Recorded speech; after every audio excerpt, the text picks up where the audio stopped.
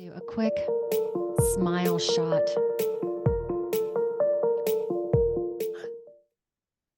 Oh, no, I've got it reverse. Ooh. And you can do some of this if you like.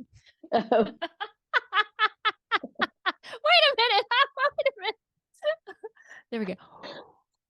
Ooh. Okay. All right. You ready? Get yourself ready. Ready. And my brother's big sweatshirt. Cold here. Oh, Eden, just be spiritual, boom. Oh my gosh, I'm here with my dear friend Brooke. So I'm gonna have her say hello to you guys first. Hey, Brookster. Hey, Ethan. How's it going? It's going very good because I told her I have like 3 paragraphs to talk through. But before we get to that, just to highlight what we are going to be talking about. She is an American, now living back in Japan.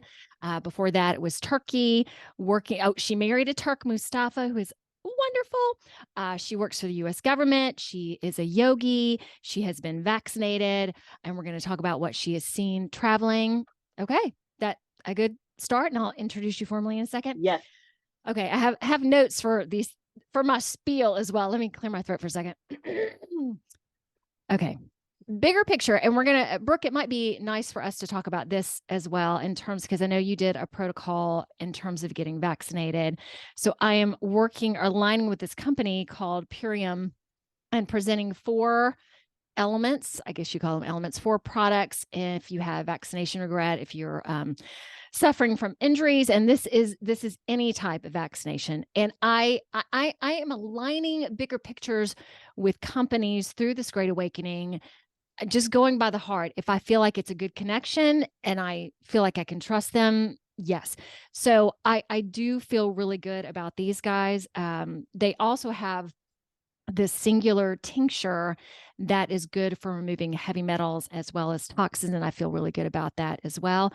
So I have these on the homepage of my website, which is Eden. What is my website? EdenJustBe.com. And through me, you'll also get a one-time discount with the vaccination protocols. It's a one-time thing. So tell your friends, again, I feel really good about this. So yabba dabba doo. Then I'm also working with this company called Huga. So offering 12% off grounding products. They have a pillowcase, dog bed, which is awesome. And they do a whole bunch with red light therapy. And I did red light therapy for about 6 months. So I'm a huge fan in terms of using it to help your skin feel better, also internal inflammation. And I'm highly considering getting one of the big panels for my home and for my clients as well. Me All right, too. what else? Oh, and this, 2 things. I am starting, this is the first time I'm doing this. Everyone must meditate is what I'm calling it, or something like that. Everyone must meditate. Doing a Zoom class starting next month. So we're recording this today, February 12th, 2023. So this Zoom class is going to be to instruct people with the basics of meditation, as well as we get deep.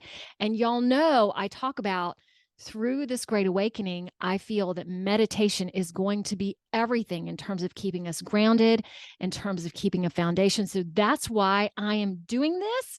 So 3 weeks from noon to 1 o'clock Eastern Standard Time, a maximum of 20 people, $55, I'm thinking. When you register with me, you'll get the link, and you can register with me, Eden at EdenJustBe.com, or text me. And all this information is on my website as well. And one last thing, because of Brooke, I got connected to Mint Mobile. So I have 2 more offerings also on my website. Mint Mobile is kick ass. My monthly cell phone bill, or like it is not like, it is $15 a month. So if you want to free yourself of big tech and all that, and Brooke, I have to really thank you, because we were talking about it, and you suggested that I go to Clark Howard's website, who is a person out of Atlanta. who for years has been, if you ask Clark, he can give you budgetary things, and he's tried all these things. So I went to their website, and Mint Mobile was one of the companies that they promoted, went to them, and I've been with them almost 2 years. Very, very wonderful. Woo. Okay. That was a lot. Now I'm going to get to Brooke. Okay. Oh my gosh. Her nickname for me is Edith May. I'm going to start off with that. We met in college at the University of Georgia. I was a junior.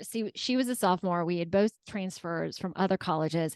And at that point, I was very Southern. We were roommates, have been friends for 30 something years. Brooke currently resides in Japan for the second time, and I visited her there and when she lived in Turkey. So she came from Turkey at the last point. Right now she works as a civilian on a U.S. military base near Tokyo as a training and curriculum specialist for the Department of Army for their child and teen development centers. Oh, you might have to help me with this one. She earned her Yoga Alliance E-RYT500. Is that how you say it? Yes. Okay. Yes. Credential, which means she's an experienced registered yoga teacher with 500 hours of training, as well as the normal RYT 200 credential, which means she achieved another the beginning 2 hours of training. She has traveled extensively, but for yoga specifically, Costa Rica, Bali, Indonesia. Oh, 2 parts of Costa Rica, Bali, Indonesia, Mexico, to earn over 750 hours of yoga and leadership training. She has Reiki 1 and Reiki 2 certificates, which y'all know I'm big on Reiki. In her late 20s, let me get serious for a second. She was crippled, as she puts it, with weekly migraines, and this began her journey and her path to educate herself with natural healing, starting with Chinese acupuncture and traditional Chinese medicine, as well as working as a assistant in a herbal shop. She believes in healing naturally through foods, clean eating, herbal supplements, yoga, or meditation, whatever resonates with you, which both resonate with me, whoop, whoop, and energy healing. Oh.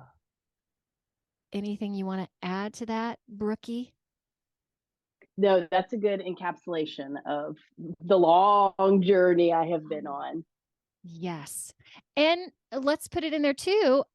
You were adopted and originally from Atlanta, Georgia. Yes. There you go. All right. As I typically start with folks, how did you first start noticing that the world was a little off kilter? Oof. Probably around when I started really doing the yoga trainings. I want to say that my yoga trainings are like quite different than a lot of other people. I wasn't just skinny and I look good in Lulus and I'm stretchy and I wanted to like be in front of people, which sadly can be the reasoning behind. And I mean, I was into the yoga and I got a late start in my late 30s, but it has still been, I feel like, very recent now. People are they don't know what yoga really is. They don't know the purpose. It created spirituality for me. It created a connection to other people. And it made me start to really look around and see that some of the choices that we make I'm going to say we, especially as Americans, and the thoughts that we think and the food that we eat and the processes that we put in our head to make ourselves crazy is off and wrong. And we're spurred to be like that. We're spurred to live from a space of fear instead of a space of love. Exactly. So I would say my yoga trainings, which would be around 2010. I started all the yoga before that, but the trainings really brought it to light. And it's interesting that we've talked about a multitude of times. Like, I've worked with a lot of yoga people, and there's so much talking the talk, but not being able to walk the walk. I've seen that multiple times. So it's I won't say it's easy to become a yoga instructor, yet you don't have to get but deep. Yeah. Okay. And you don't have to get deep down into the methodology, because it is so much more than just, oh, I'm going to teach classes, and the big spirituality component and the awareness component. What then did you like about it the most? Well, okay. What's fun is how you've known me since we were 20 something, right? Mhm. And I was Yes. like, I don't know if we can cuss on here, but I was like, F the world. I Yeah. was the angry F the world. I don't believe in anything. It For something to help me realize there's something bigger than myself here, and actually be okay with that idea that I wasn't in charge and I didn't really want to be in charge, and that I can put things out into the world and manifest things and have faith. Doesn't have to be a religious faith. Have faith in that the right things are going to happen at the right time in the right way. That I would say that part of yoga is one of the, I can't remember exactly what we're talking about now here, but one of Yeah. the largest You got parts it. of yoga for me. Yeah. And I think I was like shocked and awe because when I did start yoga, it was physical for me. But it's like everything. It met me where I was, and then it took me to another place. Like we do, like as a teacher, when I was a teacher in education, you meet kids where they are, and then you take them where you want them to go with almost anything, and it met me with, I needed to burn that hard ass shell I had. And I was doing hot power vinyasa. So I was literally burning, and I had to be the best. And I wanted to be the strongest. And I wanted to be known as someone who could do all of those difficult poses. And I was. And I did all that. And then I slowly started to learn there's so much more, and there's a lot of leadership involved with the trainings I took, the ones I took, those 500-hour levels.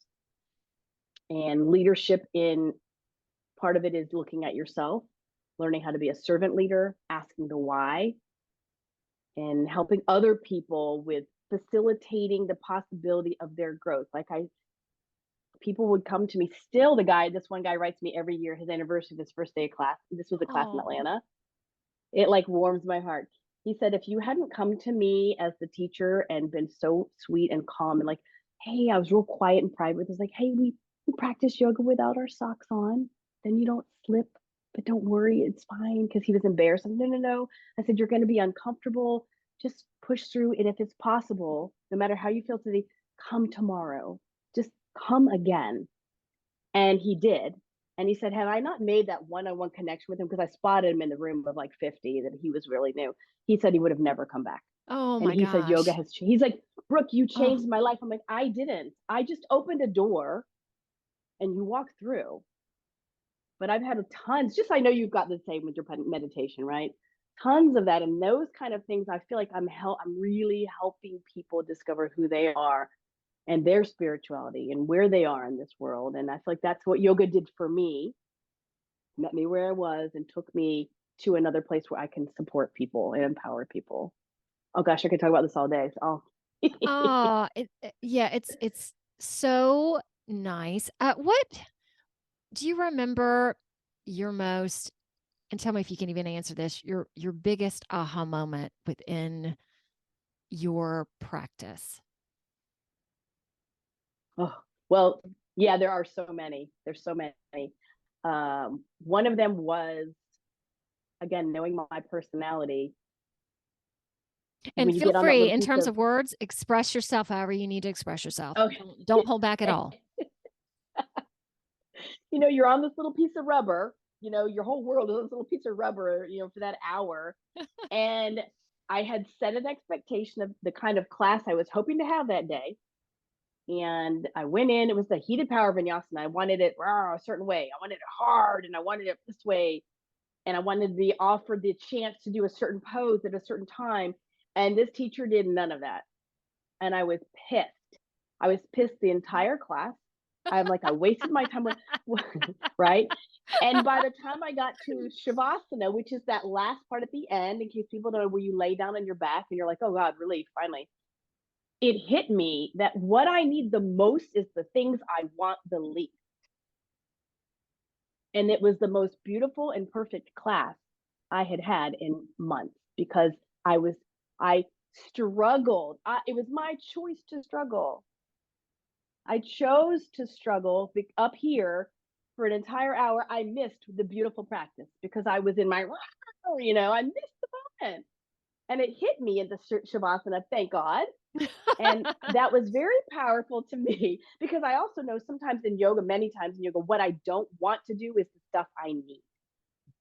I still am like that. I don't want to do yin. It's slow. It's boring. My brain jumps around. So guess what you need to do, Brooke? More yin. Yin yoga type of, yeah. And there are so many different types of yoga. How many disciplines, I guess, did you explore? So many, because they're all interesting, and it's as I age too in different parts of my life, certain speak to me. I've explored, and now what's really interesting to me now is the Kundalini, and I listened to one of your podcasts about the Kundalini energy, right? The Kundalini yoga is just amazing. And by the way, Brooke listens to Yes. Brooke listens to the podcast too. Oh, okay, go ahead, please. You've had like 50 or however many you had. You are number 55. Have me say it Southern. You're number 55. Wait, that wasn't Southern. You are not. I can't even do it anymore. You are number 55. Anymore. There you go. All right. That was good. Okay. I've done there's power vinyasa, there's heated power vinyasa, which is breath to movement. And that one speaks to me because my mind is so busy. There's hatha, which I used to hate. Again, what I hate is what I need. That's the big thing I learned, where you stand there and you're in one pose for like 3 minutes. And you're like, good Lord, I'm not only my shoulders tired, but my brain is going and busy. I just want to move. I want it and I don't like it and I hate this. Oh, you really hate this. Stay in it. You can stay in it. A lot of lessons. If you're really mindful and caring about what am I getting from my practice, you can learn a million lessons from your mat. People say that and it sounds so generic, but for me, it's true. I've learned a lot of lessons on the mat. Well, for me, in talking about meditation, I mean, yoga it's moving meditation, like being very focused on your body. And at the same time, as you're focused on your body, being very aware of your thoughts. Cause it's not like, oh, I'm just letting this weight and I've got to, but it can be so intricate and so beautiful. Okay. Let me ask you this question. For someone who is considering going to a class or picking it up, what would you tell them? Yes. I just had this last week. There was a lady talking about going to yoga. If you're a brand new beginner, you want to find a class, possibly, it depends on your personality, right? If you have to get it right all the time, you may want to go to a class that you know is going to be slow moving so that you will return. Interesting. If you're one to just jump in with both feet and you don't care how you look and how and whatever, then great. Go to whatever class, those all levels classes. Jump in, and the main advice is go back. Even if you don't want to, if you had a terrible time, if you thought the teacher was terrible, if you were slipping around on your mat, if you were uncomfortable, go back. You cannot judge an experience in yoga on your first time, possibly not even your second time. Go back. You've got to give it several tries and then make an assessment. Because like you're saying, there's a lot of things in the world that speak to people in different ways. If sitting still in meditation is where you go to find that space and that peace and that spiritual connection, then do it. If it's movement of yoga and you're finding that same thing, then do it. If it's riding a horse, do it. Whatever it is for you. It may not be yoga. And I used to you would have never heard me say that. But as I've grown and become more wise, it's not about you need to do yoga. It's about you, whoever you are, need to find that thing that quiets the mind. It makes you feel peaceful, calm, a thing you can always come back to, like an adult pacifier, Yeah. So it may not be yoga. And I've heard people say, oh, it hurts my knees. Okay, don't do it then. Don't do yoga. Or find the style that works for your body. Okay, so in terms of a studio, I'm not going to say a teacher specifically, but in terms of a studio, what would you look for? Considering the personality types you also talked about. Yeah, what would you say to that? Because in So for Atlanta, example, there were a vast number. yes, Oh gosh, yes, difference. Oh, so different personality wise. Yeah. And knowing you that there know, are so many different personalities. and that's the thing, it is it's harder for me to have the new person mindset because I Mhm. have so much background, right? I know what I look for. I still go to what I hope is a good studio, walk into class, have to take a class, and then I may or may not ever go back to that class Mhm. because it's not at all like I went to what's called Baptiste Power Yoga. I've done some of that. I love it. Sometimes I hate it. I love it for certain reasons and I hate it for certain reasons. But I went to a class. It was Atlanta again, and Yeah. there were four or five girls in the front. Maybe they were 20. Nothing against any young 20-year-olds that are flexible, but they were in the front. It was more of a show off, and their friend was the teacher. Good job, Susie. Great job, Ethel. Who all their names? Just those four in the front. It was like the class was just for them, and I Oh, felt I didn't need anybody to say my name. I prefer to be in my own world, right. but it's distracting. And it was these girls in the front doing all these little like handstands and shit that I knew how to do too, but I didn't. I was there for what I needed in that day, Mhm. whatever my practice. I never went back. I wasn't welcomed. I didn't feel the good energy. When I left, no one was like, "Thanks," or "You're coming again." Nothing. Mm-mm. And I will never go back. And the practice was okay, I guess. I didn't like it that much, but I liked that particular Baptiste practice. I've had great practices.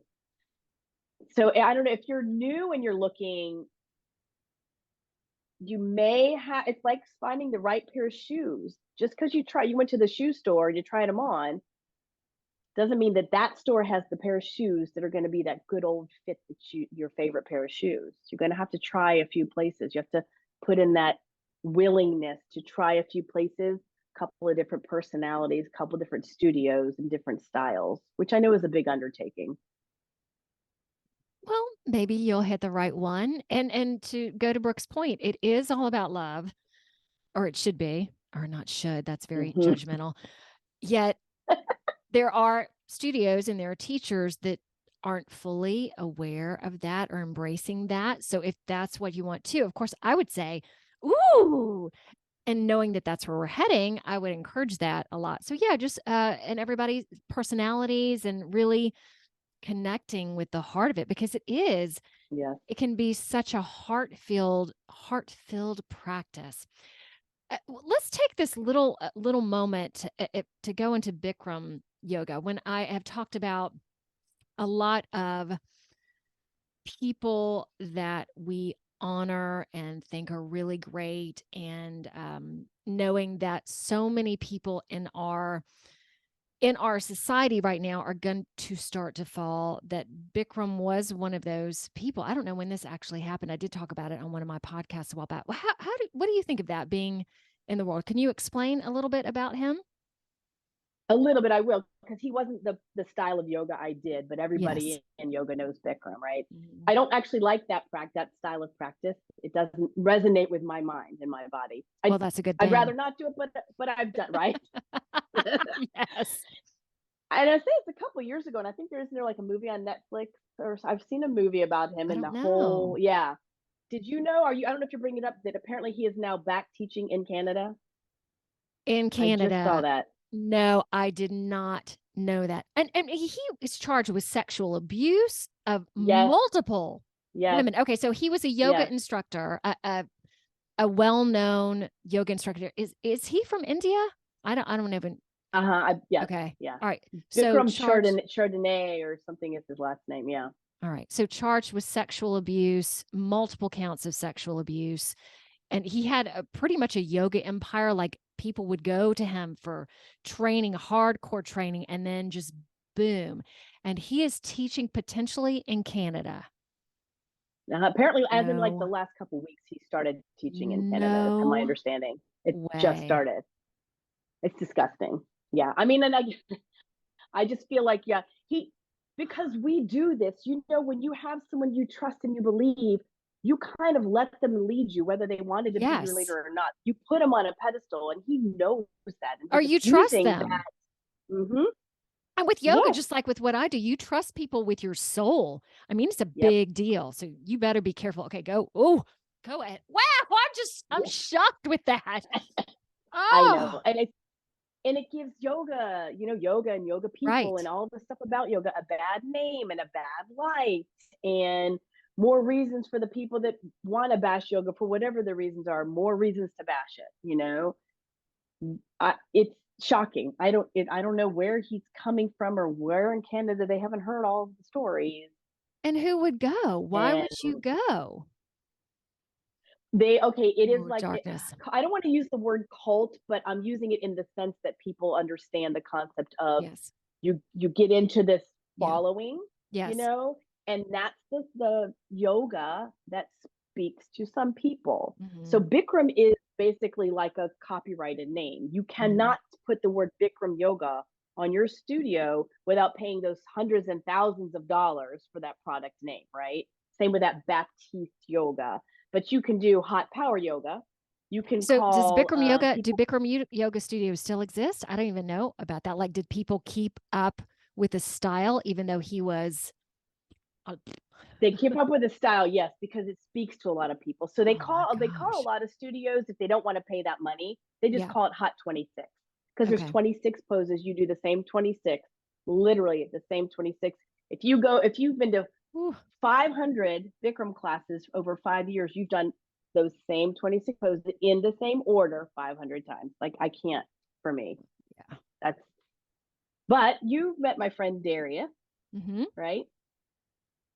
Bikram speaks to him. He hates vinyasa. We've been to yoga together. He loves to do yoga. He was lost at one point. It was about 10 years ago. And what brought him centering and grounding was Bikram Yoga. Not about the guy Bikram, but the pattern of that pattern, right? So cyclical. So you know exactly what to expect. Yes. Yep. Yeah. And within that too. My vinyasa. No go. And the beautiful thing about the poses was you have opportunity to get so good within those poses, so strong, so relaxed, and so deep. Yeah. And I don't mean deep physically. I mean, it's a mental fortitude. Yes. To push through.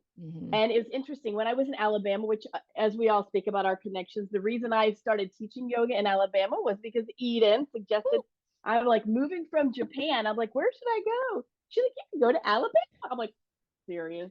I know. And when I lived there, I would never. Yeah, but I lived in it was a really nice area, and I loved it. It was better. Really nice.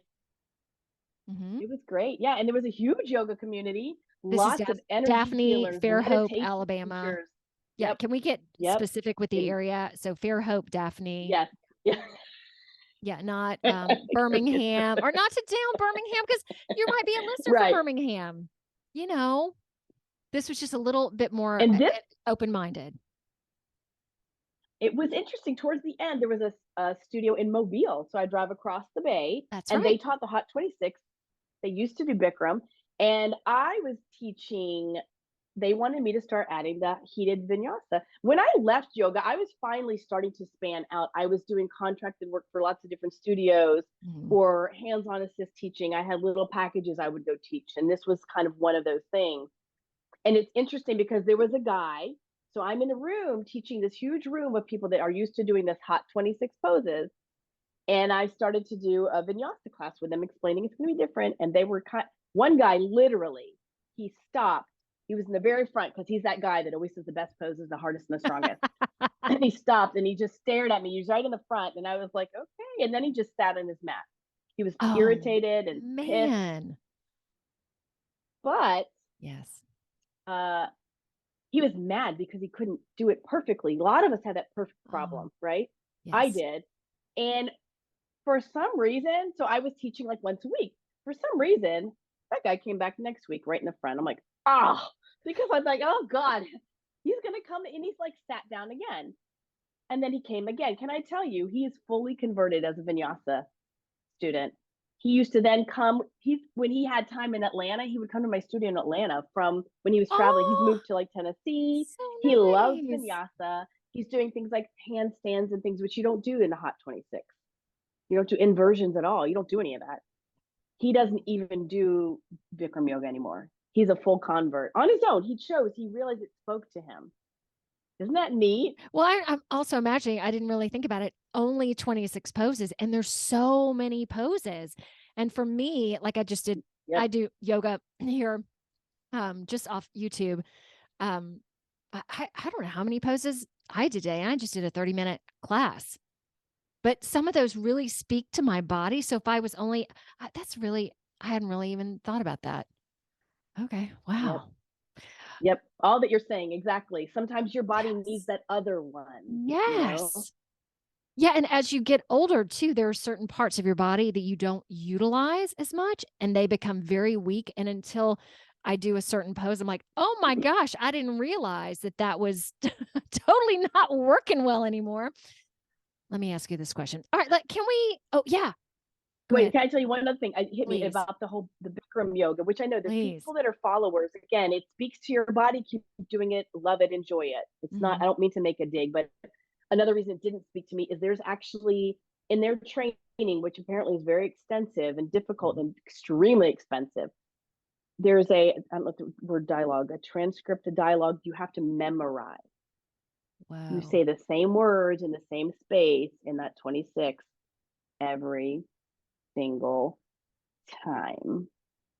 So you even hear the same words every week that you go. You don't typically pepper in your own personal ahas and moments, which is a lot of the things people would come to me later and say, when you said this in class today, it really spoke to me, blah, blah, blah. And I remember when I take those classes, I got tired of hearing the same thing. And then I felt like they were even a bit like racist.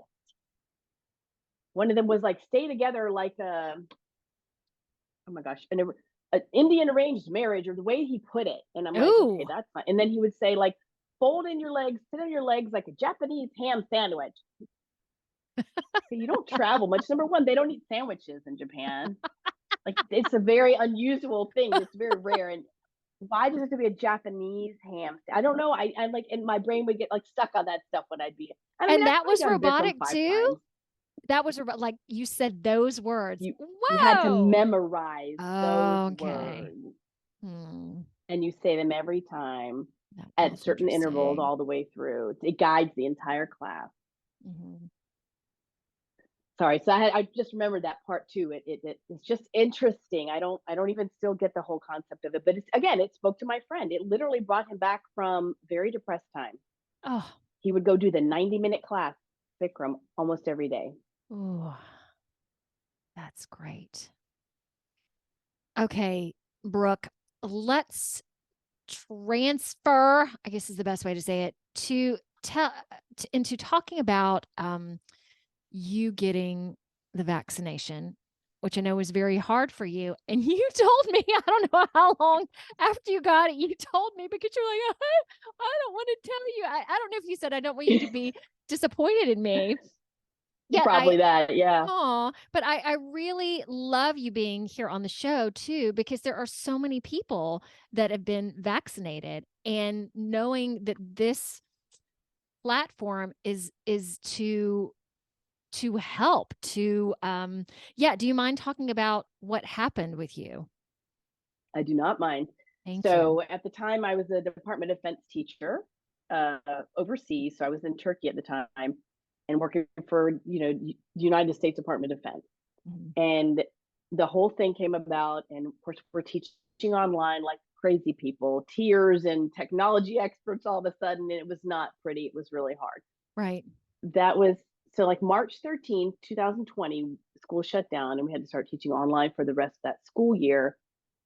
I want to say that next year is that whole talk about the vaccine and blah, blah, blah, blah. And I'm really funny about what I put in my body. I've had a lot of healing issues with these migraines, and I'm just very funny about what I put on my skin, what I put in my mouth, what I put in my stomach, what I put on my hair. Like, I'm funny, and I should get to choose what I put wherever I put it, right? So all the teachers rolled up their sleeves and they lined up. It was February, I think, of 2021. Okay. And you might have said this. You were in Turkey. Do it. You were in Turkey, Yes, correct? And you yes. might have said that, but okay. Yes. And I'll clarify, there was nothing about Turkey. It's all about the US government, because Okay. they ran the school. It's a government school, US government school. And we were a couple miles from the US Embassy, and we had kids from the US Embassy in our school, active duty military members in our school. And our school was unique. We had kids from around the world, the diplomats and embassy kids from all over the world. Yes. And the US government brought, it was either Pfizer or I don't remember which one. Because it didn't matter to me because I wasn't getting it. It was sort of that like suggested and hinted, and why don't you do it? Every teacher lined up immediately, rolled up their sleeve and said, do it, give it to me, except for myself and this one, the vice principal there. And she's like 72 or 73, and everyone thinks she's cuckoo for Cocoa Puff. Anyway, she's just, because she thinks differently, and it may be time to retire. I don't think she's listening, but in case she is, she's very into earthy, crunchy life too. She wants to have this whole place when she retires in Africa where her husband is, this whole center, healing neat. center. Oh, neat. So she and I were the ones that were not on board. Yeah. Keep going. I just realized I didn't plug my light in. So I realized I didn't do one of my lights. Okay. Do your lights, girl. And then March rolled around. It wasn't 6 weeks later, I think, where you have to wait X amount of time, not too short of a time and not too long or whatever to make the vaccine work, blah, blah, blah. Yeah. So they all rolled up their sleeves again, giddy and excited. Got the shot. Again, they all felt like shit. They went home. They had a bad weekend. They all felt blah, blah, blah. But that doesn't cross their mind. They don't think anything. And they keep asking me, Brooke, did you want it? It's offer. It's free. The embassy's given enough doses for every single teacher. I'm like, no, thanks. No, thank you. Okay, are you sure? No, thank you. And at the time, I was doing the whole over my dead body, not thinking about if I'm going to need to go the religious waiver route. I didn't even think it would get like that. Then the more it started coming around, and it was basically you can, and at the time also where I was working was very toxic. It was beyond stressful. And I'd spent 2 years looking for a way to get out of that particular school, out of that environment. And that's why I am where I am now. Again, US government job. And I was worried that I wouldn't be able to I had just gotten offered a new job. And the new job is saying, there's some new document in the government. You have to sign a paper saying, I've had no doses. I've had 1 dose. I've had 2, and they're 2 weeks apart, whatever the little, stipulations were, blah, blah, blah.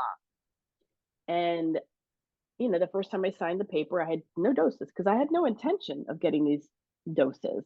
A year went by, almost a year. Oh, man. And people were now getting their boosters. And again, I'm being offered, did you want your shot? Because we bought enough for everybody. And myself and that one other administrator, the vice principal, we were like, no, thanks.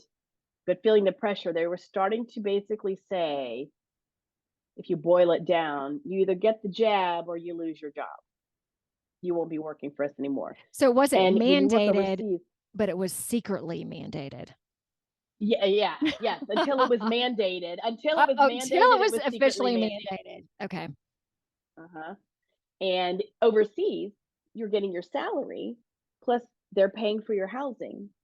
Plus, we had cars and everything there. I had an entire life, and my in-laws, and a lot of people counting on me in Turkey. And if I was single, I very well could have just gone back to the States, lived here with my brother in South Carolina until it all blew over and not gotten a shot. It was this pressure that I know I've heard a lot of people talking, people even on your show. Yes. But I need to clarify, I was never at any point thinking it was a good idea. Never. A lot of people were like, yeah, we should do it. And then they later had that regret. And my regret is, sadly, that shit is in my body, but I never believed it to be anything good. I never wanted it. I felt coerced and I felt pressured, and I felt that you will lose your livelihood if you don't have this. And my livelihood wasn't just like, oh, well, I have my house in America and I'll lose just my job.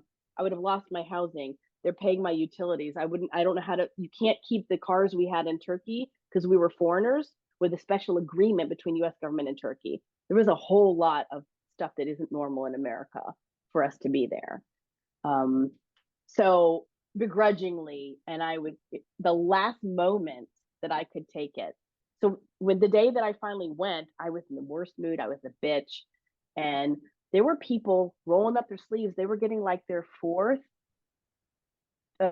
booster or whatever, along with it was flu season. Oh, Guys, man. guess what? Today you can get your flu shot and your fourth booster at the same time. Which again, I'm one of those, I never get my flu shot. I'm not gonna, it's a bunch of shit to me. So there's a lady before me, she's got all these, she got like 3 shots. I can't remember what it all was. And I'm like, I was like, I'm just flabbergasted watching these people. And so then I went in, I sat down and I was like, you know, the poor lady, it's not like it's her fault. And she said a few things. And I said, well, can I get that vaccine card? That's what I'm here for. I guess it's all about that fucking vaccine card. She's like, oh, you don't have one yet? I'm like, no, this is my first shot and I don't even want to get it. Like, okay. Did you say fucking with her? Yes, I was rude and mad. Okay. And I had taken ice with me because I had heard in the moment that you get the shot, if you put ice on it directly, supposedly somehow it doesn't go as all the places. Oh, I hadn't heard that. I had brought a little bag of ice with me and I put it immediately on there and I left it on there for like an hour. I like left it on a long time. Oh my gosh. And then my husband, to be, what is the word I'm looking for? Supportive of me. He went the same day and he met me there. And then he also got it because they weren't pushing in Turkey.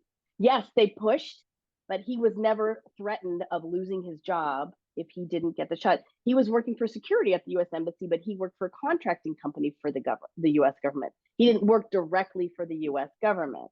Mm-hmm. So they were never forced to get it. Oh my gracious. And but they were going to be working at the embassy with everybody else, right? And let me add on to that. I went to see Brooke last Thanksgiving, so a year ago, and in Ohio, where I was in the States, masking and all of that, it wasn't a big deal anymore yet going over to Turkey. And luckily you had traveled, so you knew all the ins and outs. So in looking at my flight, I ended up having to get a much more expensive flight because you wanted to go to your layover in the US, but then you wanted to make sure you went exactly to Turkey and there wasn't going to be a layover in Europe because that created all these complications. So I had to get a PCR test before I left. And in the States, it was probably $200 to $250. Yep. And then everywhere in Turkey, we took one flight there. We also had to get PCR tests, yet they would come to your home. What, how expensive were they? It was like $20. Yeah, $20 coming to your house. Yeah. Yes. And also I believe that, you know, them cramming something up your nose is going towards your pineal gland. So we did these little, you know, every time they came, we're like, oh, can we just take a little swab in there? And there was one point when I was leaving Turkey, I think it was in Istanbul, I can't remember, but they had pulled everybody out who wasn't vaccinated, which is like me and 3 other people. And the plane was loading. And I was just sitting there going, okay, I got all my paperwork. Everything is okay. But it just felt, it was horrible. And again, it was just me and just a couple other people. Everybody else just went through, you know, here's my card. Here's, so go ahead. And then I want to talk about you traveling a little bit. Oh my gosh, I'm shaking everything. Okay. Thank you. Yes. It's interesting you say that too. When I think about, we love that guy. The same nurse would come to our house every time. And we'd be like, yes. I was always like, can you just not do my nose? I just had one the other day. And so he would like gently, barely inside because we were like, yeah. No. And we were like, we have to travel internationally. It has to be negative. And he's like, got it. Wink. Yes. And those were the only tests I had just for you, Brooke. Yes. Oh my gosh. And you know, when we were so against it, I kept telling my husband to tell his parents, and his ex-wife had custody of the daughter at the time, his daughter. I said, tell them don't get it. Just don't get it. Tell them. They were all aboard. They thought you needed it. The world is ending and everyone's going to die. And I was like, tell them to hold off. And he had thought all this time he had them hold off. And I said, God, what are we going to say now? We got the shot, but only because, you know, all these other reasons. And he said he found out later they had secretly went and got vaccines way earlier. And then the ex-wife, the daughter's mom, I think poor Yaron has had 2 or 3 shots now against everything. How old is she now? She's 14 right now. Yep. Yep. So in solidarity, that was the word that's what I wanted to say earlier. But the husband went and got it with me, and Yes. we did it just the moment before we had to step on the airplane to move from Turkey to Japan, because in order to do that move, I had to have that vaccine. I had to have proof that I had had the vaccination for the US government, all against the law. And so, like, literally that 14-day mark was like the day we got on the flight. And everybody else that we knew had already had their vaccines for a year by then. They were on their third and fourth booster. And I said this to you before, and I still believe it. The first one, it did. It hurt. My arm hurt the next, all that stuff that people say. The second one, I felt nothing different. I really believe it was a placebo. I believe it was salt or whatever. Nothing was different. Okay, because I know there are So placebos I'm out also just there. putting it in my mind Yes. that I got one shot. But like I said to my brother earlier, the poison's still in me either way. 1 or 10 shots, the shit's in there. All right, so let's talk And I about just, the. Do you mind talking about the protocol? Is that a good segue into it? But I yeah, also want to talk about the coercion, the making people have to do this because of their livelihood. Because Brandon, who was on here a while back, living out in California, like if they didn't get it, they would both, he and his wife would lose their jobs. And knowing how expensive it is out in California, it was just such bullying. You didn't have rights. It's right. to especially look back on it. And I've seen some of the Twitter, what's it called?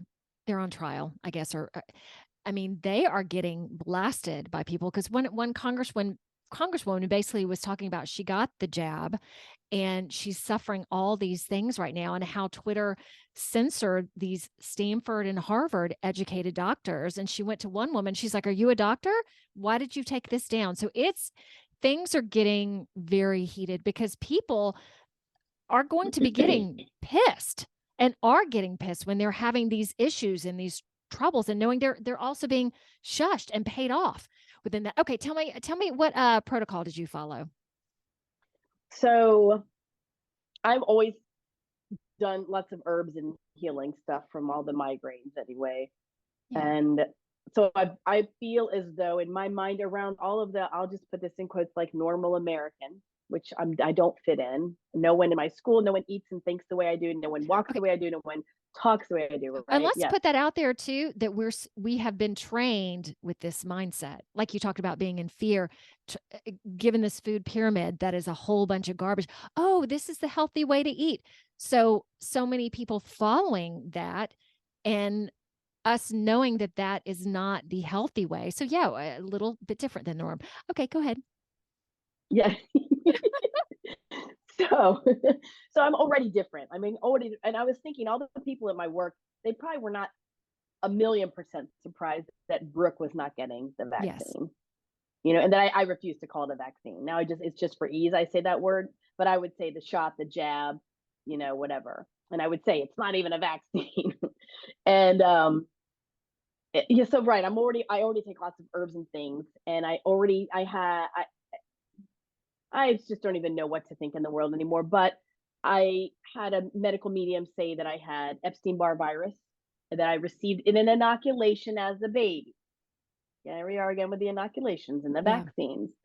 And that it can flare up anytime when you have deep stress. So like in high school, I had mono, and he says that's a flare up of the Epstein-Barr. So with that, I was already taking a lot of herbs that control and calm down things like viruses, because viruses will stay in your body forever. And like Epstein-Barr virus, it will not go away, at least based on that certain theories. But Yes. it can be what is not remission, is not the right word either, but it Quelled can just be like quiet. okay, got it. Yeah. Yeah. Yeah, Remission.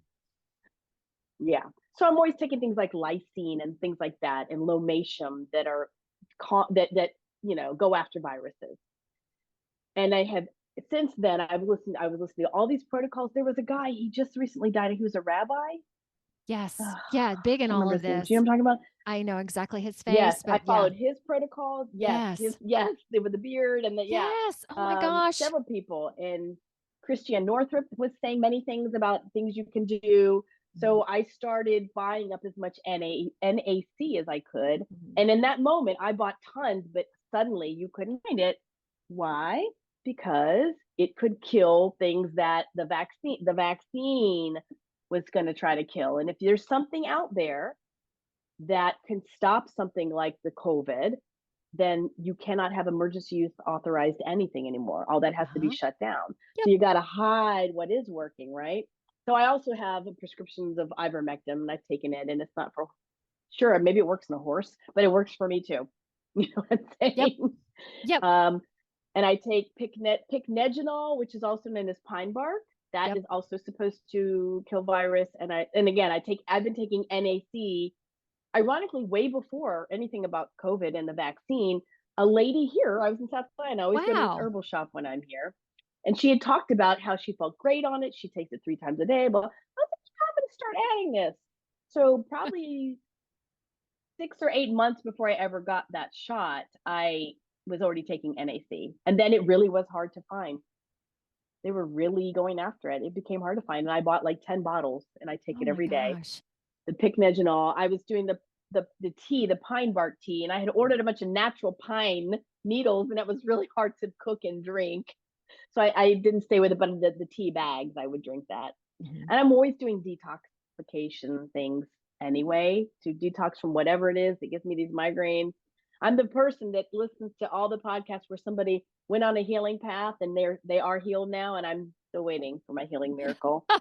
Well, knowing now too that there is so much that is purposely put in our water into makeup. I mean, if the further down the rabbit hole you guys start to go, realizing what is in skin products, and detergents and all of that, knowing that you are incredibly sensitive to all that, and knowing that these toxicities are purposely being put in there to not make you as healthy as you could be, and you're so affected by them. So I am so excited that for a long time you've been very considerate about that, knowing that you have to be, in a sense. I am very mindful about things, but it's to the point where you can't be, because it's everywhere. Like, you do your best. I pray and put divine light over everything and pray for my food, even knowing that organic products right now are, and eggs and the feed from Purina. Oh gosh, it has been almost an hour, and we could talk for so much longer. Yet, oh my gosh, we could. Okay. I know, and I've asked Brooke to lead the Just Be practice. Oh God, I feel like we didn't even talk about you traveling and what came to be. But well, y'all know there's just a lot of garbage. We'll say it simply like that. There is, exactly. Oh my gosh. So let me take a moment. I will cut this video and have us go into the practice.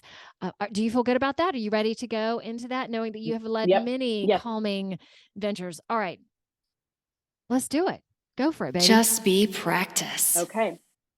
So in yoga, you practice something called pranayama, which is a breathing practice. There are a large number of pranayamas, depending on morning, afternoon, evening, if you're having anxiety, if you're needing to try to sleep, whatever that is. We can practice a tried and true favorite of mine.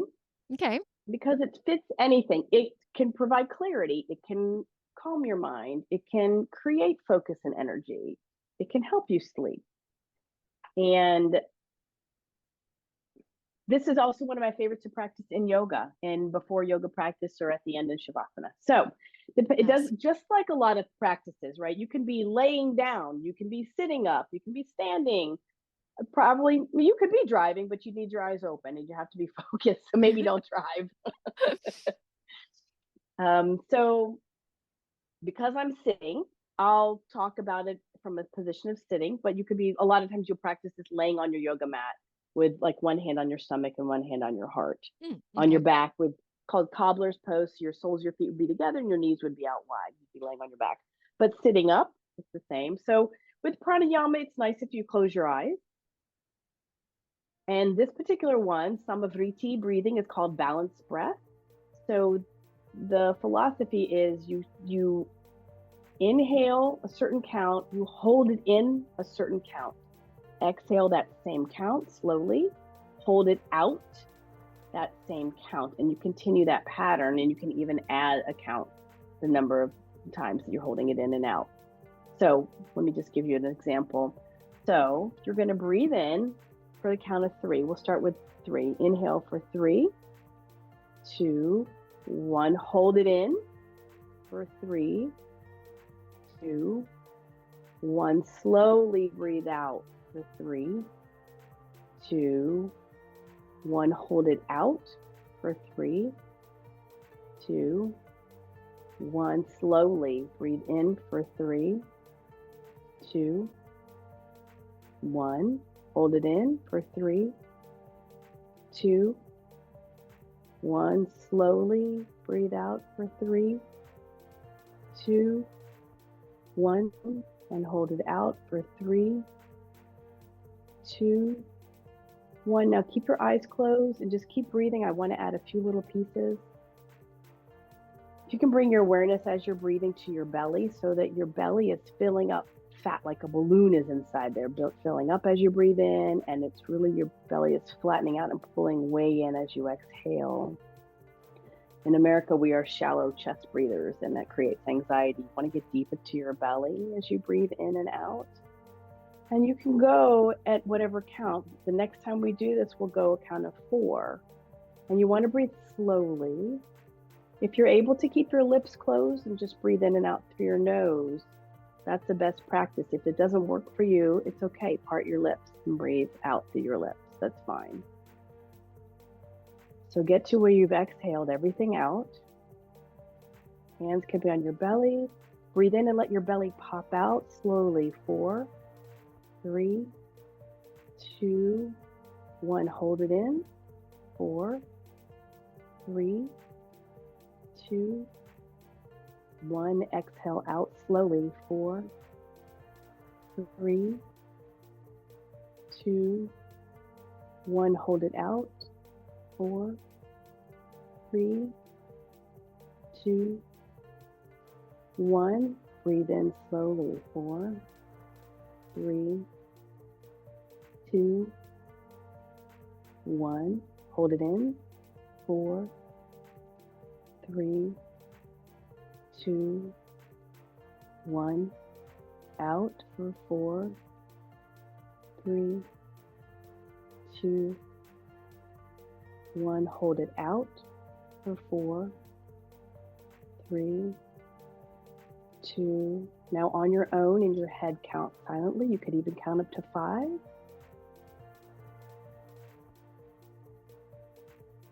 Hold it in.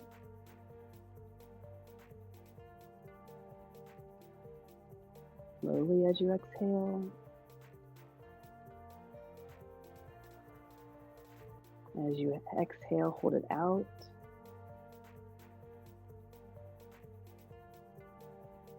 Breathing in. Hold in.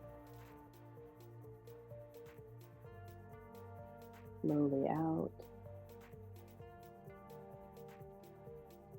Hold it out. And around, I won't talk at all.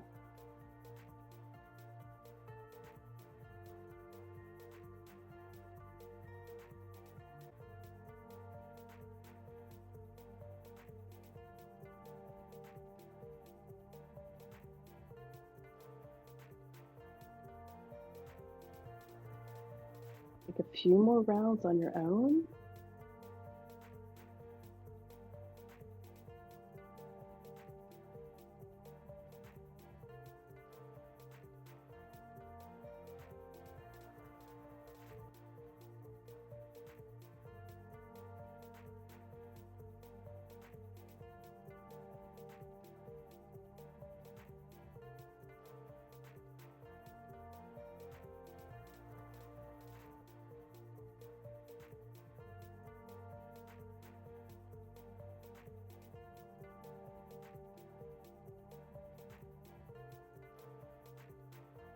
And I'm going to pause this all there. You can keep your eyes closed or open. I just want to add a few pieces because that's the kind of thing with pranayama, similar to meditation. You can do it for several minutes. You can do it for 5 minutes. It's very calming. And it's easy to have a long, slow exhale. And there's some breathing practices where you exhale longer than your inhale. But this balanced breathing, Samadhi, you're exhaling the same count and the same length as your inhales. Everything is the same. They also call it box breathing. Inhale the same count, hold the same count, exhale the same count, and hold it out the same count. And when you are finished, when you're feeling complete, notice if you're feeling more space in your heart, in your belly, if your mind is feeling different in any way.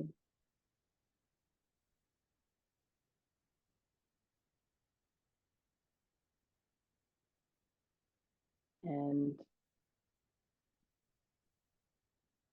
we can end there. I know the practice is longer, but it's the kind of thing like on a podcast with breathing, and I don't want to count the whole time because that can be distracting for some people. But it's the kind of thing you can do if you wake up in the morning. You can do it for 1 minute. You can do it when you're feeling stressed at work. You can do it before you pick up the afternoon. Get your moment. And that counting helps to keep your mind focused. And the breathing helps to even build. Yes. Like Darius, like in that Bikram Yoga. I know what to expect, even though you don't quite know what to expect with your body. It was really interesting with my earphones on, like really hearing my heartbeat. I was sitting there going, whoa, look at that. And I've expressed before, I love this practice now with my guests doing it because it's like I get to have a personal session with everybody. So I'm like sitting here going, oh, let's see. This is so great. Hey, that was great. And I'll offer too, if people do this again, like part of what I did and doing that was also to connect to everybody doing it on this show to, again, knowing that I'm not alone, knowing that everybody, even if we're not doing this at the same time, I'm going to be connecting with you, knowing that time is really just, it's not real. It's just a paradox. Brooke, oh my gosh, what a great discussion. Is there anything you want to close this out with? How long are you in South Carolina? Oh my gosh. Oh, only like this week. Okay. I leave on Saturday. Yeah, we are in the same time zone, which is great because otherwise I don't know when we'd be doing setting up time. Okay, so like another week. Okay, good. Are you having a good time? Oh my gosh, I love it. I was thinking when I come to South Carolina, where my brother is right now, because both of my parents have passed, so it's kind of just the two of us, other than my whole Turkish family. I always feel abundantly free around him and in my brother's space. I don't and y'all have are both adopted. Be anybody. Yeah, so y'all are both adopted as well. I know, it's great. Y'all just clicked. I mean, y'all have always been so close, which is so nice because a lot of blood brothers and sisters are not that. So, and it doesn't matter. Blood doesn't matter. No. Okay. And it's just nice to go where I don't feel pressured. I don't feel like I need to be anybody but myself. He doesn't believe all the stuff I does. He'd never be breathing with me, but he would never judge me or stop me from doing it. And he'll tell people, let Brooke do herself. She knows about herself. She knows what she wants to eat, what she wants to do. So it's like I forget how freeing it is to be around him because I can just really be all that Brooke is, Yeah, so just encouraging of you. And again, he doesn't have to believe in the same things as you. And we're getting back to how it should be in America and abroad. Yeah, that you be you, I be me, and we all just get along, and we will. We're getting to that point. So Dan and you are living and breathing it right in this moment. I think that's a great way to close out. All right, you just please tell everybody bye. And there's gratitude coming from me through this electric into the computer to you and to your heart. Thank you so much, my dear friend. Thank you. And you keep doing the work you're doing, Eden. It's very important. And I'm so grateful for all that you're doing. Oh, thank you so much. That means a lot. Thank you. All right, y'all. See you later.